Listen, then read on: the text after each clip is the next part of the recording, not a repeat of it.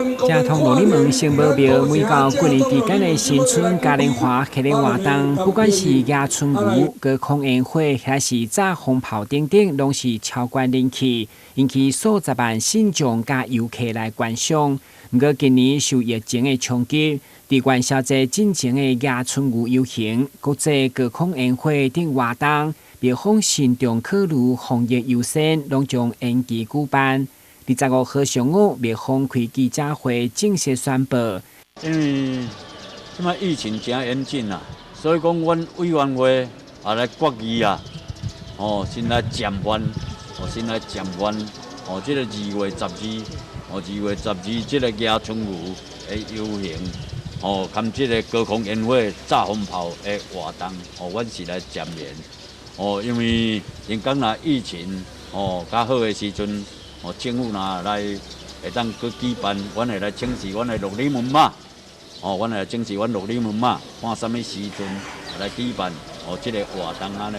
因为大概举办啊，你也看拢人山人海，一间拢几60万个啊，所以讲非常的闹热安尼。所以讲而且大家因为疫情的关系，无法度来举办，而且大家爱护绿里门马，大德啊，而且甲恁抱歉请恁体谅安尼。正通罗里门城堡庙为了防疫，让信众安心参拜，不得已将活动延期。后续将随着疫情来调整。新春期间，嘛伫出入口增加真切门、量体温、酒精的消毒，以及增派清洁人员每一天2摆全庙消毒。同时嘛无提供跋杯甲抽签的服务，请信众体谅。有关咱防疫中心规定的工课，咱圣母庙绝对遵照。因为咱过年时啊，是有上香拜念、跋杯，一律完全禁止。所以这个工课，希望咱这民众咧，大家知影，咱大家来遵守一下。咱跋杯完全禁止，抽签伫农历正月嘛是完全禁止吼。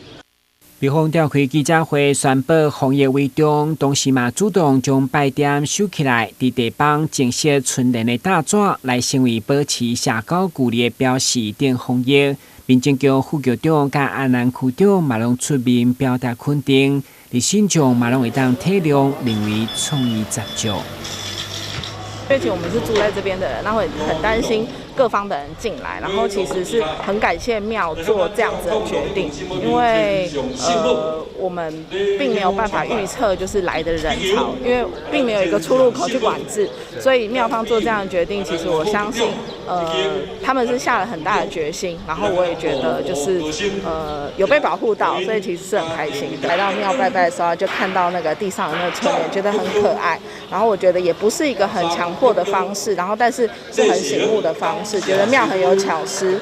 另外，庙方嘛讲，初一春牛开工点间过七彩平安桥、软马祖桥卡，以及拢开运钟、甲地方特产市集等等，伫严格遵守防疫之下，才是照常进行。台南新闻军事采访报道。